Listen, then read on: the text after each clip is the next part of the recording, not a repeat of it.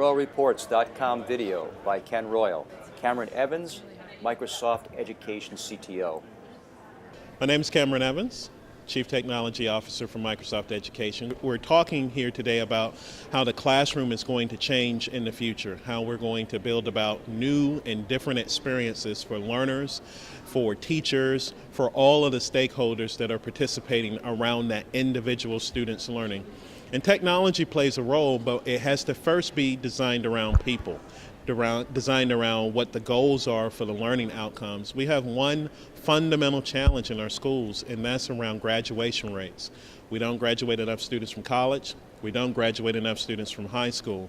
And so we have to think about clever means of using technology to increase engagement, increase retention, and produce significantly better learning outcomes that make sure that students not only have knowledge, it is important, but when you come into the workplace, you need know-how.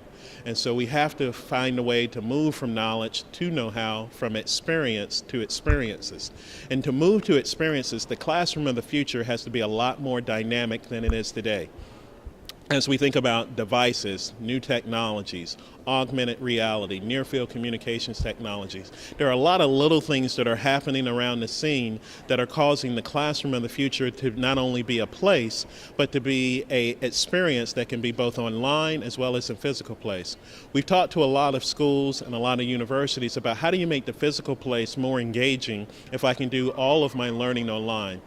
Recently, Harvard, MIT, Stanford, and others have been doing a lot of courses online. And when I went to a gifted and talented high school, but I guarantee you my history class can't be as good as Harvard's. And so we had to think about how online education may have an impact on AP classes, how it may have an impact on even our regular classes when the quality of instruction, the rigor, the authenticity of that instruction can come from a more authoritative source than what we have in our own classroom. We also have to think about the physical space. Can it become alive? The physical place, can it become alive when students come in and their devices come in with them? Does it augment their own reality as it relates to learning, or does it just keep things a low definition static the same?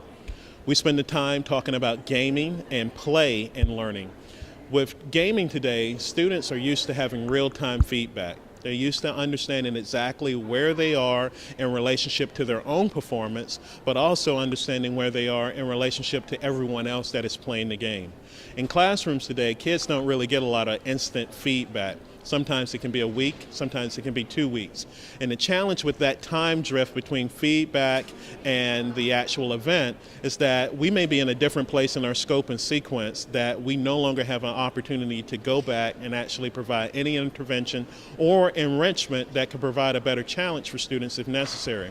So shortening that time frame is super, super important. I think as we look at all of the dynamics of the classroom of the future, both online and in real space, we need to make sure that the engagement is far richer, far more dynamic, and that we are using telemetry from every event and non-event to inform instruction that completely wraps around that student so that they can have a contiguous learning experience.